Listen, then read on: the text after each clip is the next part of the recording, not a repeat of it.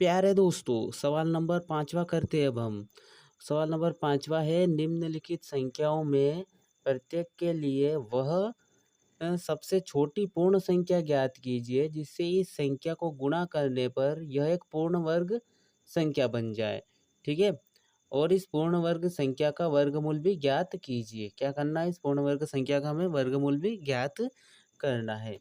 तो सबसे पहले हम लिखेंगे दोस्तों, हर बार लिखते आए हम, यहाँ पर लिखते हैं 252 का निकालते हैं, यहाँ पर लिखते हैं हम अभाज्य गुणनखंड से, अभाज्य गुणनखंड से।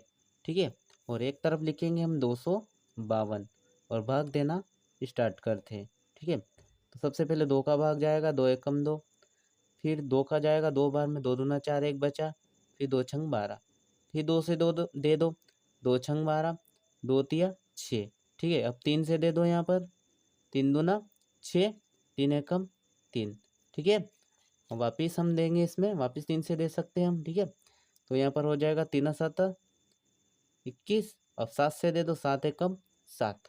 अब यहाँ पर देखो दोस्तों, 2 का भी एक युग्म बन गया, मतलब पेयर बन गया, 3 का भी एक पेयर बन गया, लेकिन 7 का पेयर नहीं बना। ठीक है, तो हम यहाँ क्या लिखेंगे, यहाँ 252 में 7 युग्म में नहीं है, तो यहाँ हम लिखेंगे यहाँ 252 में 7 युग्म में नहीं है, युग्म यानी कि जोड़े में नहीं है।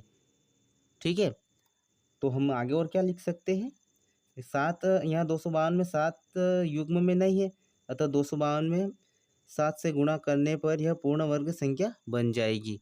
तो यहाँ लिखेंगे हम, अतः 252 में 7 से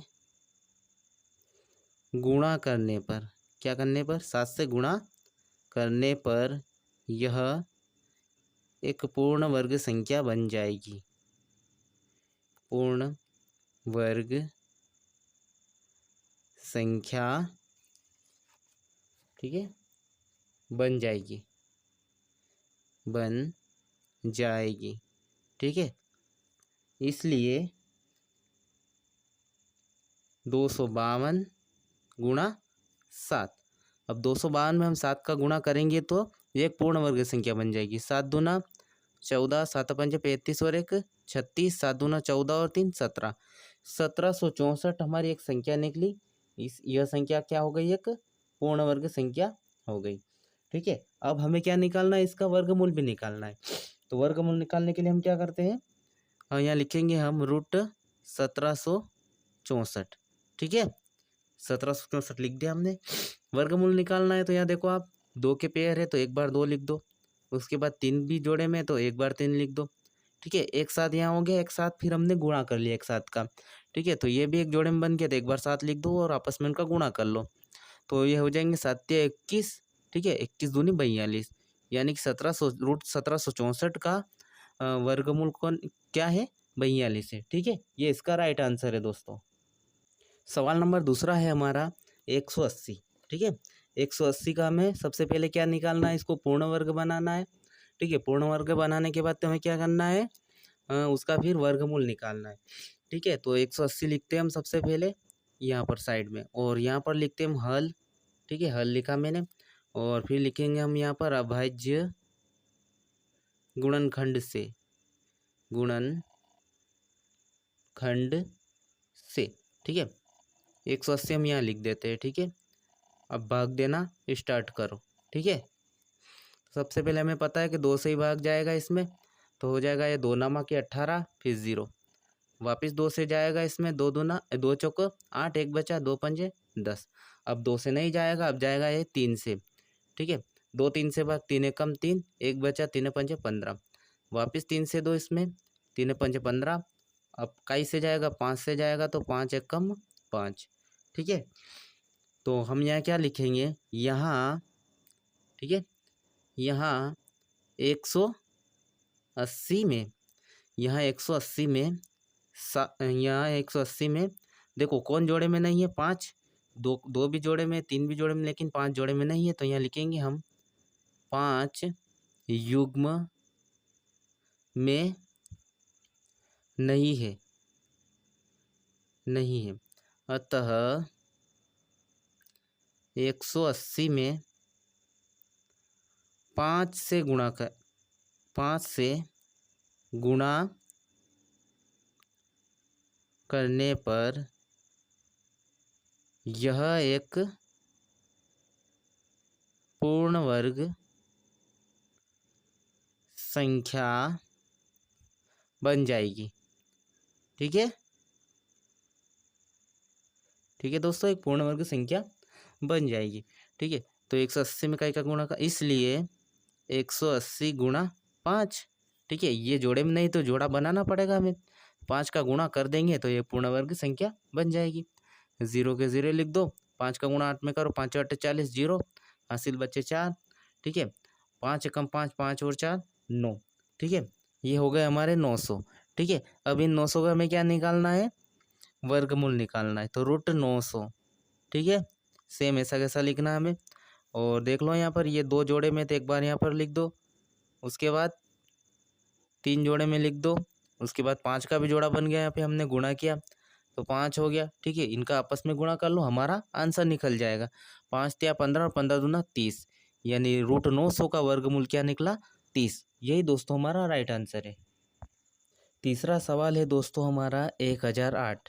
ठीक है, बहुत ही सरल सवाल है दोस्तों, इनको आप आसानी से कर सकते हो, कुछ नहीं करना है, केवल हमें इनका एलसीएम निकालना है। ठीक है, तो लिखते हैं हम यहाँ पर अभाज्य गुणनखंड से। ठीक है, क्या लिखते हैं हम, अभाज्य गुणनखंड से।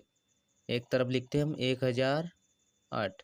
ठीक है, और भाग देना स्टार्ट करते हैं। ठीक है, भाग देते हैं हम। सबसे पहले यहाँ पर देखो, आप काय का भाग जाएगा, 2 का ही भाग जाएगा, 2 2 का भाग, 2 पंजे 10, 0 2 चौके 8, फिर 2 से 2, 2 दूना 4, 1 बचा, 2 पंजे 10, फिर 2 दूना 4, वापिस 2 से दे दो, 2 एक कम 2, 2 दूना 4, 1 बचा, 2 छंग 12, वापिस 2 से 2, 2 छंग 12, 2 तिया 6। अब 2 से नहीं जाएगा, अब जाएगा ये 3 से। ठीक है, तो 3 दूना 6 हो जाएगा, 3 एकम 3। ठीक है, वापिस 3 से दे दो, 3 7 21, अब 7 से दे दो, 7 एकम 7। ठीक है, यहाँ पर देखो दोस्तों 2 का पेयर बन रहा है, इस 2 का भी बन रहा है, 3 का बन रहा है, लेकिन 7 का नहीं बन रहा है। ठीक है, तो हम यहाँ लिखेंगे, यहाँ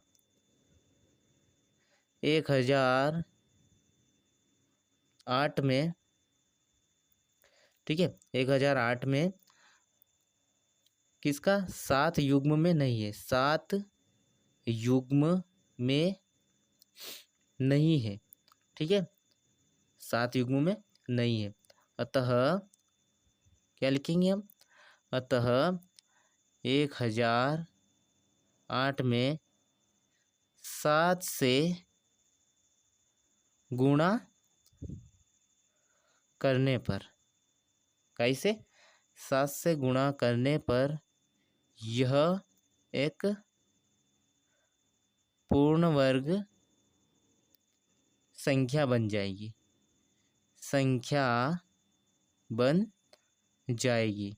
ठीक है दोस्तों, यहाँ तक आपको समझ में आ गया होगा, कोई दिक्कत नहीं हुई होगी आपको।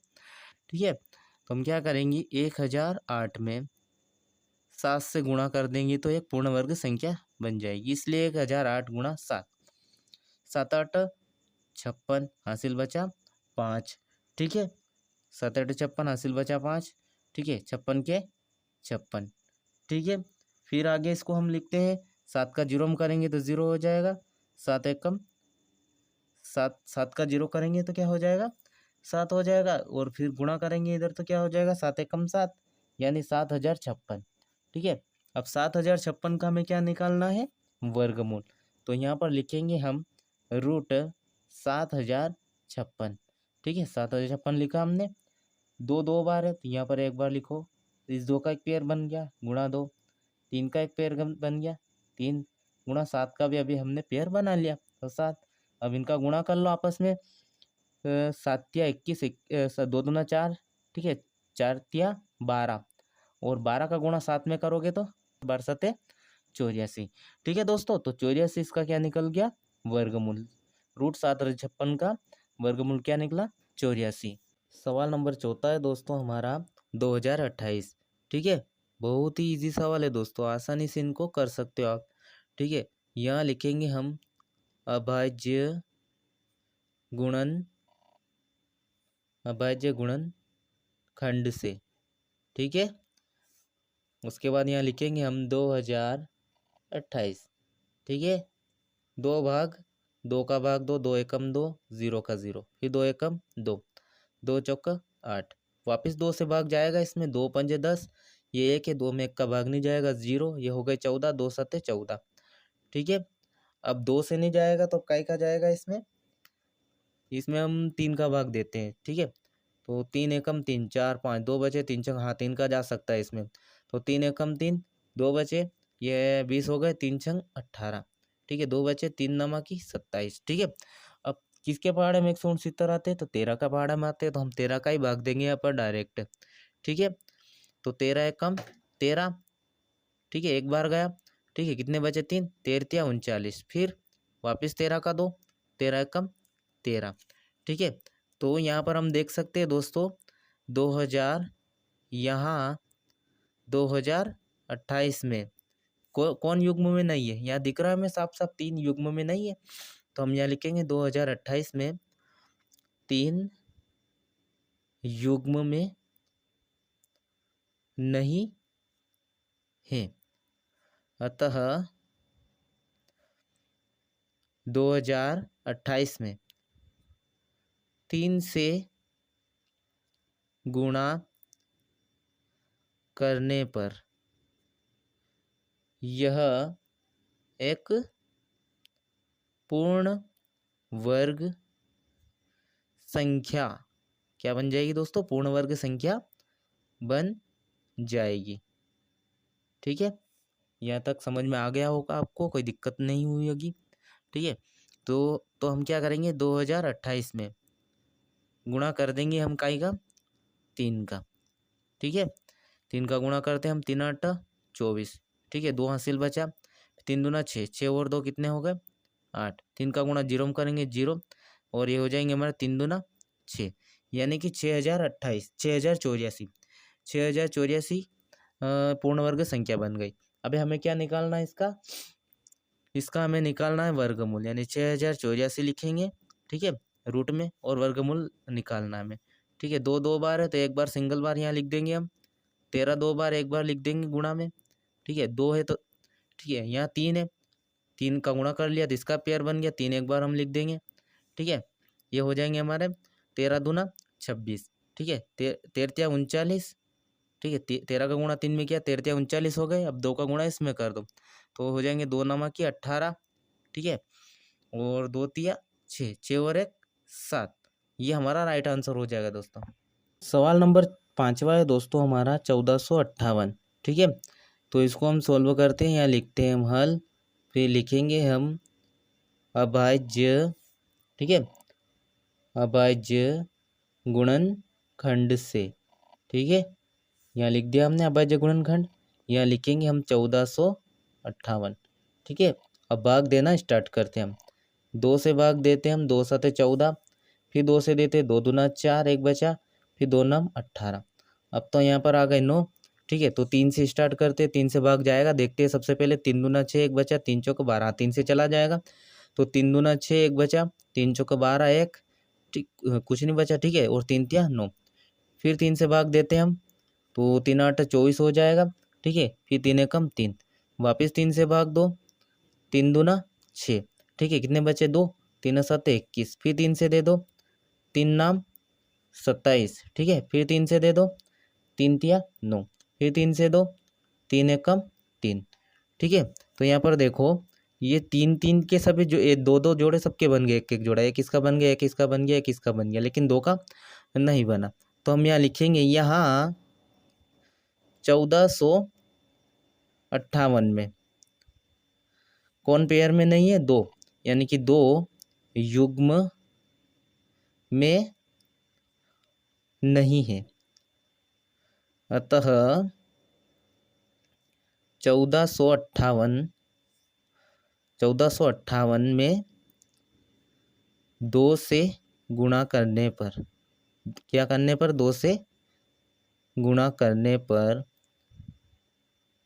यह एक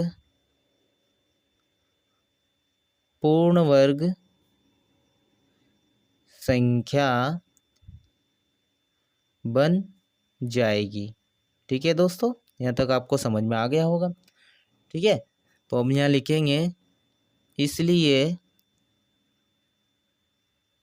1458 गुणा 2, तो 2 का गुणा करो, 2 8 16, एक हासिल बचा, 2 पंजे 10 और 1 11 हो जाएगा, 2 चौके 8, 8 और 1 9।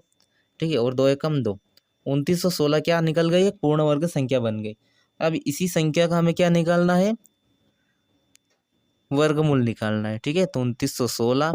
ठीक है, क्या करेंगे हम, सबका जोड़ा, जो भी जोड़े में है उनको एक बार लिख लेंगे। तीन एक जोड़े में तो 3 एक बार लिख लो, ये भी जोड़े में एक बार फिर 3 लिख लो, फिर ये भी जोड़े में एक बार फिर 3 लिख लो।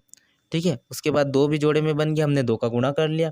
ठीक है, 2 का गुणा कर लिया हमने, तो 2 भी हम लिख देंगे। ठीक है, उसके बाद हम आपस में इनका गुणा कर लेंगे। 54 इसका राइट आंसर होगा दोस्तों। ठीक है, एक 3 को हम भूल गए थे। सवाल नंबर 6 है दोस्तों हमारा 768। ठीक है, इसको सोल्व करते हैं। हम यहाँ लिखते हैं अभाज्य गुणनखंड से। ठीक है, ये लिख दिया मैंने अभाज्य गुणनखंड से। ठीक है, एक तरफ लिखते हैं हम 768। ठीक है, लिखा मैंने 768। ठीक है, 2 से भाग देते सबसे पहले, 2 तिया 6, एक बचा, 2 8 16, 2 चौका 8, फिर 2 से भाग जाएगा इसमें, 2 एकम 2, एक बचा, 2 नमक 18, 2 दूनी 4, वापिस 2 से जाएगा इसमें, 2 नमक 18।